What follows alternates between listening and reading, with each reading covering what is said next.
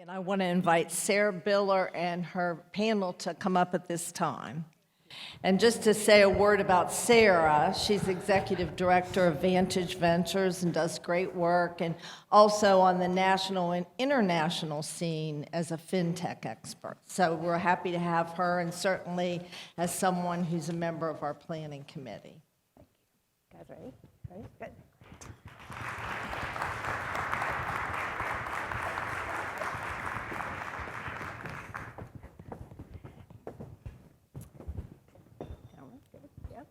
Wonderful. Donna, thank you for that warm introduction and friendship. And what an honor to be with all of you today. As a native West Virginian and a child of the mountains, I can hardly believe how many of you have gathered today to think about the future of West Virginia. I hear the voice of God echoing through me. Okay. Must be the mountains. So thank you again. I am so appreciative of the senator. I don't see her for her remarks and her commitment to connectivity for everyone in the Mountain State at any time and anywhere they are. That is truly our future.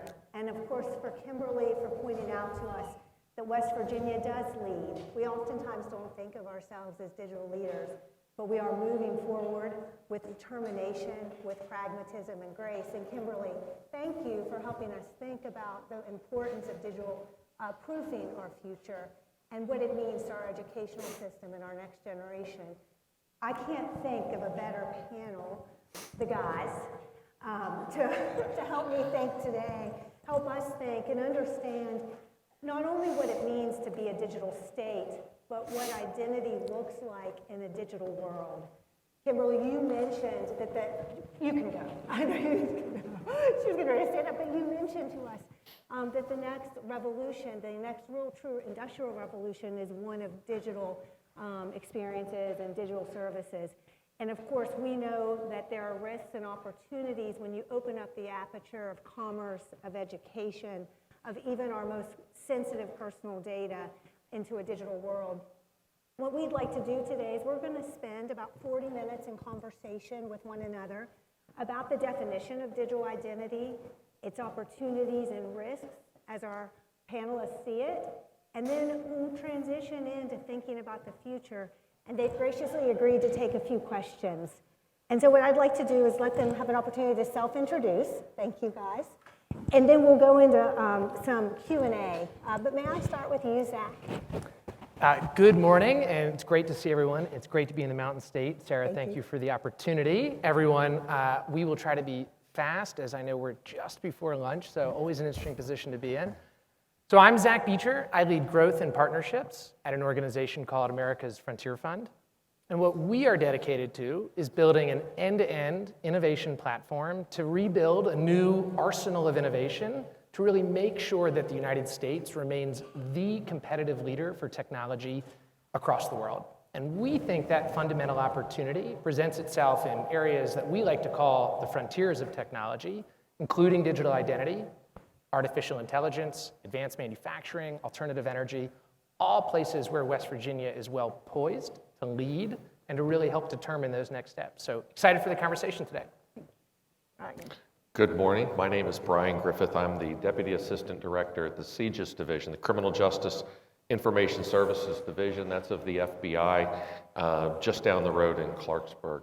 I'm a native West Virginian, grew up in Clarksburg, spent the majority of my career doing a variety of things. I'm honored to be back for the past 15 or so years in West Virginia with FBI. The CJIS Division is the FBI's element that turns and faces our state, local, tribal, and federal law enforcement partners. Our entire mission is about information sharing. It's about making sure that officers, investigators, analysts, and agents have the information that they need when they need it and where they need it.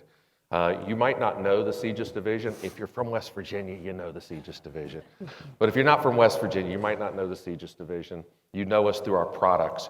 You know us through the National Crime Information Center, or NCIC, the reason that the officer stays a few extra seconds in his squad car before giving you your ticket. NCIC is the backbone of law enforcement information sharing, making sure that our officers have access to criminal warrants, violent persons, information about identity theft and digital theft. We also support what's called next generation identification. It's America's largest biometric repository, biometric repository with criminal history information that's used at the time of arrest for investigations, latent print services. We also have the National Criminal Instant Background Check System.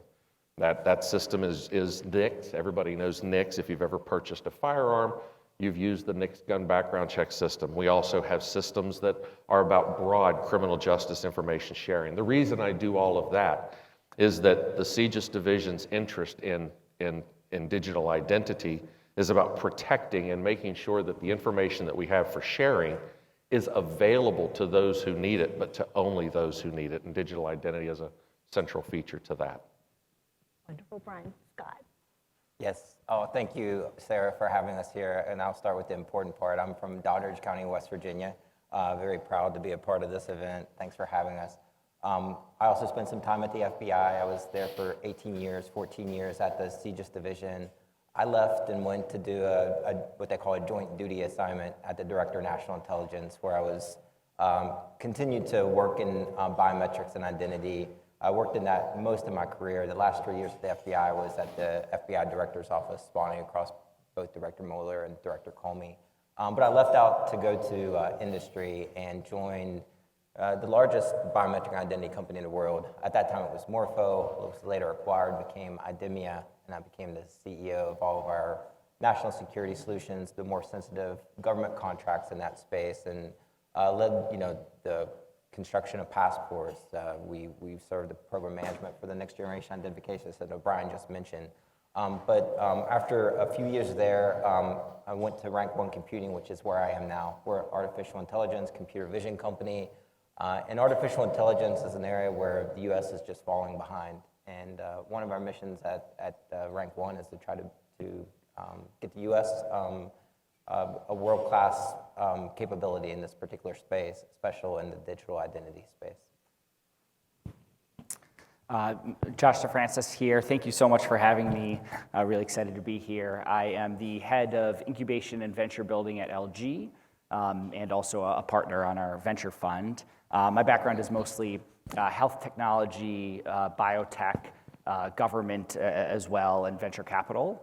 Spent a good amount of my career in the healthcare sector, working at Mass General Brigham, in their innovation sector, Harvard Medical School, as well as CVS Health Ventures, the team that now kind of has morphed into that. And I led a program in government called the White House Innovation Fellows, and co-founded another program called the U.S. Digital Core in the past few years. At LG, really focused on venture building. So LG Nova is a Silicon Valley innovation arm for LG Electronics, and we're focused on kind of future growth-oriented areas, impact-oriented areas for LG. So those kind of the big areas we focus on are healthcare, clean tech, and AI, and we work to build out businesses in partnerships with startups, to invest in startups, to look for growth opportunities. And we're super excited to have signed a partnership with the state recently to bring jobs here and work to hopefully bring some really interesting solutions as well. Thank you. Thank you. Thank you all. And I hope if anyone feels the energy on this panel, it's visceral for me, that we're really going to talk about where the future is heading today. And I think we just, but by the way, the future is being built in West Virginia. I just want to add that little plug for us. We just watched a video that talked about identity in a multi-dimensional way. And I'm going to ask each of the guys to talk about their definition of digital identity. For those of you who may have seen it in the news, West Virginia, we did receive, under the leadership of Mike Graney, a grant from the federal government to contemplate a digital identity strategy for West Virginia to become the world leader in that capacity, and then all the attendant capabilities, which we'll likely touch on a little bit. We define digital identity in that grant as systems-based credentials, not like a driver's license or a passport, but something that is digitally or systematically generated, not just for a person, but we think the definition of identity for this future world that we are rapidly seeing we live in today, the future is here, also needs to apply to the identity of an application or even a device like I have in my hands, my phone. I'm going to actually, if you guys don't mind, Zach, as an investor, you're looking at these technologies. I know your definition might be different probably than Brian and Scott and Josh's, but could I get you to kind of tell us how you think what digital identity means? We think digital identity, appreciate the question, Sarah, and we agree that West Virginia is in a great position and really positioned to lead here. Digital identity offers a number of different opportunities, both in terms of the personal, right, how that ties to the specific individual, but also the opportunity to really drive that knowledge down to the application point, so what you're actually tracking. We think the two biggest promises that it offers are trust, and it offers the opportunity of time back to the end user. So if you can find use cases where you can make your customer happy, you can build trust that they can move through the process more easily, seamlessly, you can gain back hours, you can gain back economies of time, and that presents significant opportunity and uptake. It also presents an opportunity to thread that integrity around customer use cases, engagement, and what that experience looks like. A case that I like to think about often is the DMV. A McKinsey Global Institute study identified that digital identity, if deployed across the world, could save up to 110 billion hours, 110 billion hours of government productivity hours. So I don't know about all of you, I come from New Jersey. The DMV is still a place of, let's say, opportunity and hope, met with a lot of consternation and reality. So how can we kind of flatten those processes, those opportunities? I also think back on logistics that featured significantly on the video here just before. Being able to track down to that individual end item presents a significant opportunity in being able to hasten that entire process but maintain integrity. I can tell you as a young platoon leader in the 82nd, where I started my career, that would save me a lot of time on inventory. It would also save at the strategic level a lot of idea around where and how those resources are utilized, deployed, and leveraged to accomplish their tasks. So we think there's a ton of opportunity. Trust, safety, and efficiency, I think, are the areas where we're most excited about. Wonderful. Thank you, Zach. And Brian, I'm just trying to think when the last time I was pulled over, which may or may not have been this year, how quickly the trooper knew who I was. What about you for digital identity? So from a digital identity perspective, from specifically the FBI and the role that we play, it's about enabling larger information sharing. It's about a variety, 19,000 state, local, tribal, federal law enforcement agencies, each working in their own jurisdiction in their own way, yet having this requirement, this dependency to not only have information, access to information that they didn't generate, as well as provide information to others who need the data. I mean, crime anymore is not something that's localized. You need to understand criminal behaviors and patterns. So for law enforcement to be able to share that information is essential. There's not a single credentialing authority that would allow an officer in one agency to automatically demonstrate who they are to be able to access the broader information. So the idea of a common, or at least a trusted identity framework that would allow those digital identities to be shared is going to be essential for us to get this environment, this ecosystem, to the place the American public expects and demands, which is the ability for each lawful law enforcement officer to have access to the information that they are permitted to have access to when they need it. Yeah, Brian, there was so much in that, and I know we'll unpack it because it's such a vital point that you've made, the availability of the data in a trusted framework where, Scott, you might have some perspective here too on how that works in your world because you're really a leader nationally and globally in computer visioning.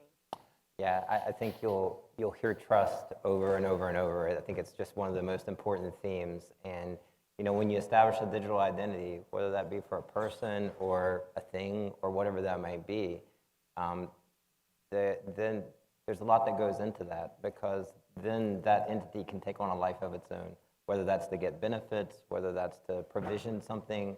And so it's extremely important. You saw in the video, you even saw shipping containers, you know, that ability to use computer vision to automatically tag the shipping containers to say what might be in that cargo you're establishing some kind of a digital descriptor on that at that point. And then, who knows what happens after that. I think on the benefits side, we're used to doing, national identity systems now in several countries, and, establishing that identity with finger, face, and iris, and you get caught up in the technology. But when we even think about what we have to go through to get a credential, a driver's license, a passport, they don't just give that to you. So I do think getting that ground truth and the trust in digital identity is probably, to me, it's really the cornerstone of allowing the whole ecosystem to work correctly. Thank you. And thank you for your leadership in deploying your technology in our public education system and other places where we have precious cargo. Definitely precious cargo. To take care of. Thank you. Yeah.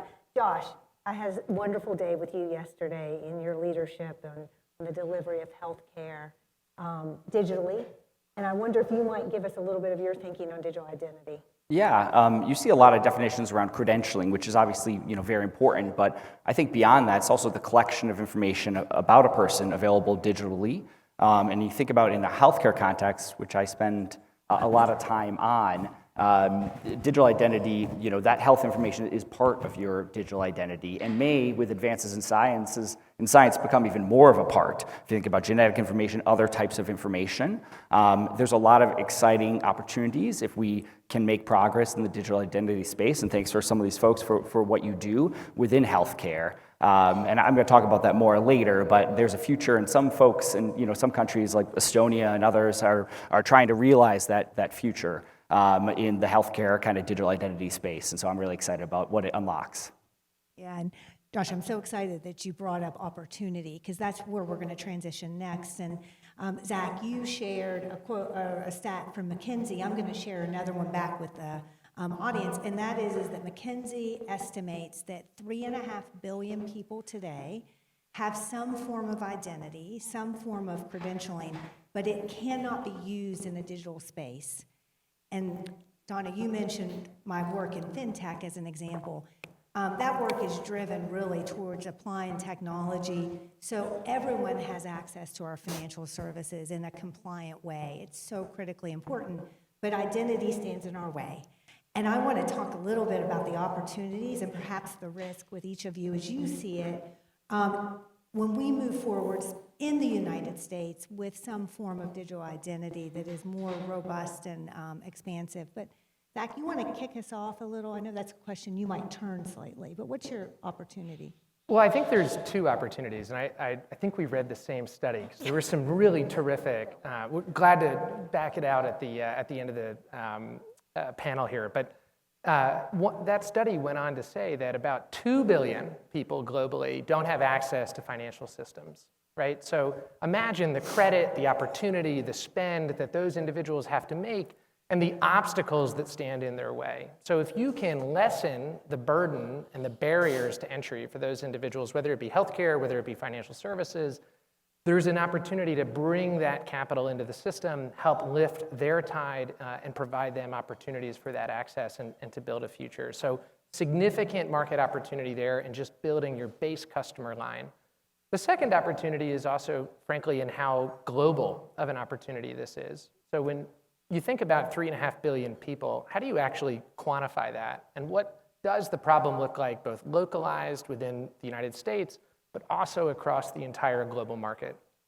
That same study, which I'm a big fan of, goes on to say that if you take a study of just 2 mature market economies, and you look at 5 emerging market economies, so one's from Latin America, Africa, South Asia, but there's actually an opportunity to grow GDP in those countries 3 to 13%, just by virtue of offering access and opportunity through digital identity to folks into a more common market with a baseline of expectations.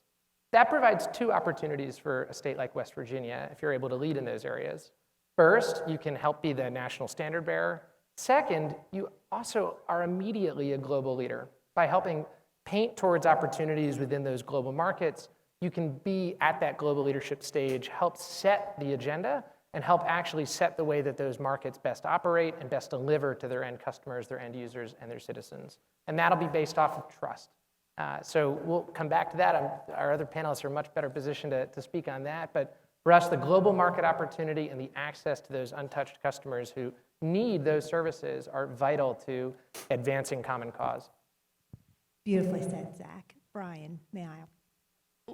Being with the FBI, obviously focused on the reduction of fraud. So I think we have to absolutely talk about appropriate identity, digital identity, and appropriate identity management. But just the notion that identity theft is by far one of the fastest growing, largest criminal activities that we're seeing today.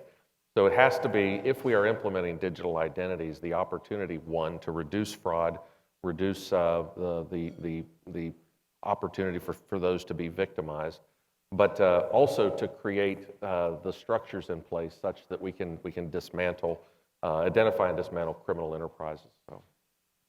So important. I mean, to remove that friction point and tackle it. And Scott, you might also think about it in similar terms, but fraud. Nah, some great points already. We were talking about the economy growth, and you mentioned how that can be impactful. I mean, who has the largest national identity system in the world? It's India. And we hear John Chambers talk all the time about how quickly their economy is actually growing. And I think there is a correlation there. Estonia is another one. They get to start from the ground up. But we're lucky at Rank 1, we get to work across so many different market segments to support national security, the law enforcement, counter fraud, all that. But there is one passion project that is especially near and dear to me right now. It's what we're trying to take that same technology and protect schools. And so that, the same core technology that establishes digital identity has a lot of different applications and use cases. And, when we established our offices here in West Virginia, it wasn't to necessarily try to, have a huge revenue opportunity. We wanted to work with someone specifically to try to tailor this towards schools and figure out exactly what the requirements needed to be to support understanding who is coming and going from schools. Today in a lot of schools, you go to a doorbell at the front office, you push that, and 99% of the time, 100% of the time, you get through that door, and you don't really always know who you're dealing with. And we can certainly provide a lot more context around that. We're not really changing a lot other than making sure that person who's responsible for opening a door knows who they're dealing with. You can push that out to the edge, which you hear a lot about, whether that's perimeter protection for base access control in the military or even for a school. That ability for them to know that someone could be coming on site, push them out some sort of a link so they can do a self-enrollment, that exact same self-enrollment that you would do for a fintech, a banking institution, or for healthcare or something like that. Allow people to self-enroll.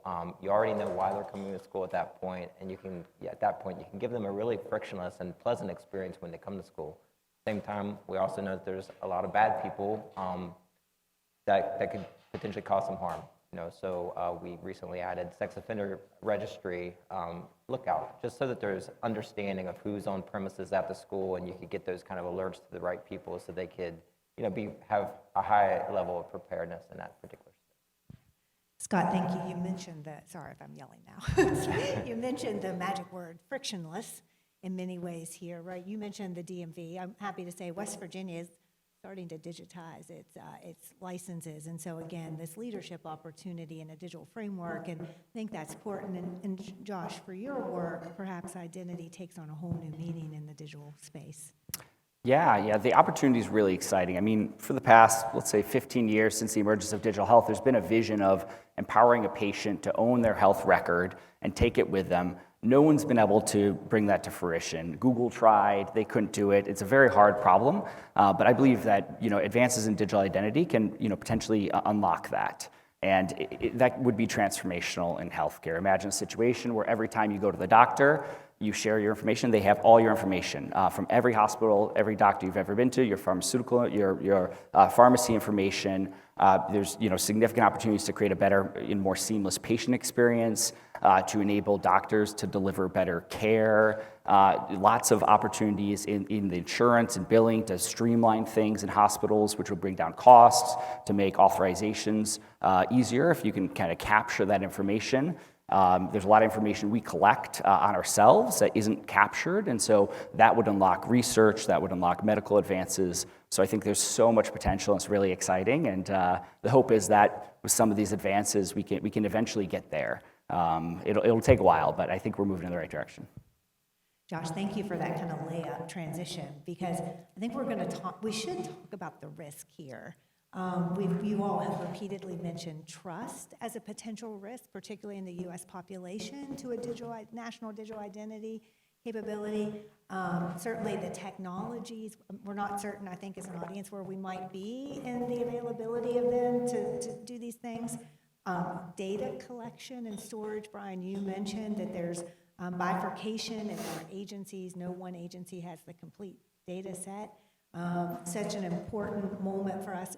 Would any of you like to talk about some of the risks you see in a strategy of digitizing identity in the United States? And no one wants to. I'm happy to. Okay, Scott, please. Yeah, as I think through this, about a year ago, I went and talked to the Judicial Committee, and we were talking about artificial intelligence, and as they start thinking about how to put governance and rulemaking around that, what do they need to really be concerned about? And I thought Senator Capito made an excellent point this morning when she was talking about TikTok. And really, to me, it comes down to supply chain. When you're establishing something that you're going to allow so much benefit for, and you think about the power of what you're enabling there, then you really have to have a lot of trust in the people you get this from. And I like to use this adage because a lot of people can relate to this. You can create an autonomous car and train it to come to a stop sign and stop. And that's all controlled by artificial intelligence. Can you also put a yellow sticky tab on that stop sign? And if you control those algorithms and you create those, can you train that car to accelerate, turn right, and cause a crash? And the answer to that is yes. Pretty easy. We could create a face recognition system that could do something different for everybody in this room if we took enough time. But you would actually really never see that, and it's really difficult to test for. So I think there's certainly supply chain risks, probably some amount of deglobalization. I think buying American is very important in this particular space. Understanding your suppliers' motivations. I mean, we've seen in the generative AI space already, some of the larger tech companies, there's been demonstrated ability to purposely introduce bias into some algorithms and that type of stuff. You don't want that type of capability. So I think that that's probably one of the biggest risks. I would just close that, when you're, and Brian knows this quite well, when you're dealing with bad guys, it's kind of a cat and mouse game. As soon as you put a great capability in place, the ability to try to spoof that or do a workaround, that's always going to exist. And I think that those are the types of things we'll have to really be on top of. The ability for the government to continually watch to see, who is the best at presentation attack detection, or who is the best to make sure that we can close these particular gaps. It's going to be an ongoing challenge. I'd like to also add, that was excellent. I'd also like to add that where we started this conversation about people not really understanding digital identity, I think in and of itself that is a risk. So where I work and the environment that I work in, people will frequently throw out multi-factor authentication. And they believe that through multi-factor authentication, they can solve all of their problems. This problem, the problem of digital identity, starts earlier. It starts with authorization. It starts back with the identity, the credentialing. And so many people who don't understand this space or believe they understand this space stop with, but I have multi-factor authentication, or we use multi-factor authentication. All that does is make sure that the individual using the credential is who you gave the credential to. There's nothing in MFA which is going to prevent if you assign the credential to the wrong person, or if you assign the credential to a synthetic person. These are things, and so I think one of the risks is not understanding this issue well enough, and companies and agencies taking a bare minimum approach to solving the problems. And I think I would crowd in on these points. I mean, I think really the two key questions when we're thinking about trust, we're thinking about digital identity and the risks involved, can almost be asked by, for what and for whom. If the information is expected to be true, the information is expected to be accurate, it's tailored, it's personal, it's highly curated, well, for what is that information being used and for whom is that information being leveraged, right? I think You can look at the worst case and think about the social credit program that's been used in China, where digital identity has been the underpinning arm of that. So how do you build the foundations of a more liberal, democratic, truly inspired US free enterprise market model that empowers and focuses on eliminating frictions that are convenient and highest best use for both the end consumer, but also the government service, whether it's that police officer walking up to that vehicle wanting to know who that individual is, or whether it's me complaining at the DMV. There's an opportunity there to provide for safety, to provide for seamlessness, to provide for that underlying trust. So if you can answer those questions, for what and for whom, you're in a very strong position to be able to really build and mitigate those risks around digital identity. Zach, thank you. And I'll just continue. I agree with all of this. I'll just continue in the healthcare space. While there's a lot of opportunity, there's also, a lot of risks as well that we have to be thoughtful of. There's already a lot of ransomware attacks in the healthcare space where, hospitals get attacked and everything's shut down until they provide, funds to nefarious actors. Those, as we consolidate information on patients, those potentially become more valuable to bad actors and more devastating to individuals. And so there's certainly risks around that we have to be thoughtful of. In the AI space, which is another big area for LG, you think about some of the amazing advances in generative AI, I think those also become somewhat scary and when you think about them being used to hack digital identity. And when we go that direction, which I think we have to, there's risks there. So we have to be very, very thoughtful, and that's why providers that have really amazing technology to prevent that, staying on the cutting edge are so critical. Thank you. I love this grounding of there's some first principles we need to tackle here. We're going to go to a lightning round with the panelists. I'm going to ask them sort of if they were sitting in this seat from 3 years from now, what would they like to have seen happen in our leadership in digital identity in West Virginia? And then we're going to have time for just a handful of questions from the audience. And so I hope one of you will take advantage, or maybe two, of asking questions directly of our amazing panelists. I am, unfortunately, a very linear thinker, but I'm going to start with Josh. Josh, what would you like to see 3 years from now? We sat down yesterday with a bunch of amazing folks, healthcare leaders at WVU from different institutions. Under Dr. Clay Marsh was leading the discussion yesterday. And the opportunities are just incredible in West Virginia. The opportunities to make progress in chronic disease management, remote care, deliver better digital services. I think digital identity is critical to making a lot of that happen, especially in rural parts of West Virginia. So I think if the state is very thoughtful, which it looks like they're going to be, about a strategy in digital identity, and some of the healthcare institutions are very thoughtful, the hope is that we can make a lot of progress. And other things, in the morning we had a session hearing a little bit about some of the plans to expand broadband. Those are absolutely critical because without broadband kind of widely available, I think there's a 5-year plan to really get almost all the state broadband. Some of this we can never kind of bring to the market, bring to fruition. So the hope is that those things happen as scheduled, and then progress can be made, in healthcare disparities, in remote care, better delivery of digital services. Josh, thank you. That vision that you just painted as a West Virginian is so powerful. It makes all of our work worthwhile, so thank you. Scott? Oh, yeah, such a long list, but I'll be really brief. I think that connectivity here in West Virginia is it is so important to be able to really launch pad all this. I really want to see, the successful adoption of schools and be able to introduce to those markets. And then at a much broader scale, I certainly have a vision that America gets back on top of some of this technology. And I would like to see users and stakeholders understand that we invest too much in foreign technology in this space, and we're enabling other countries to have a much more capable technology base than what we actually have here.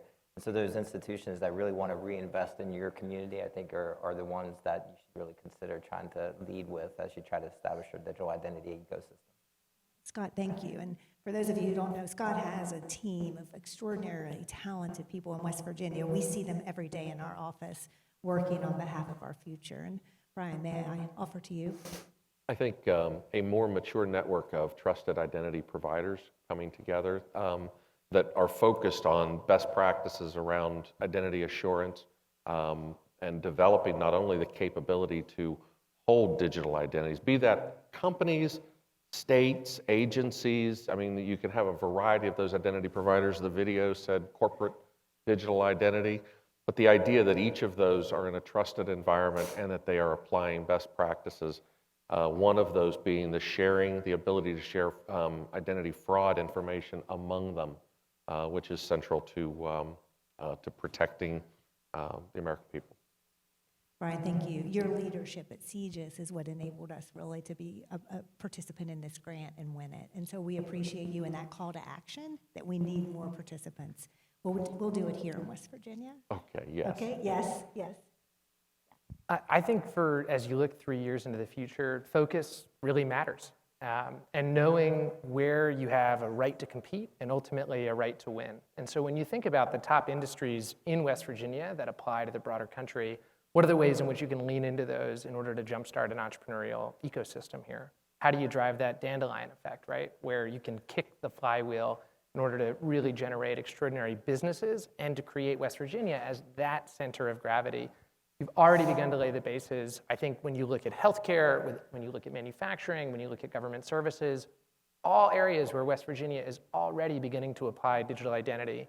What are the measurable key goals that you can set for yourselves to attract new talent, to build new businesses, and to scale those to provide services as a national and, as we discussed before, opportunity for that global leadership? I think that's all doable in 3 years. To get that started, lay that base, and we're excited to see how we can partner. Zach, thank you, because capital will also, and leadership will also be important. I'm so excited for what you all just laid out.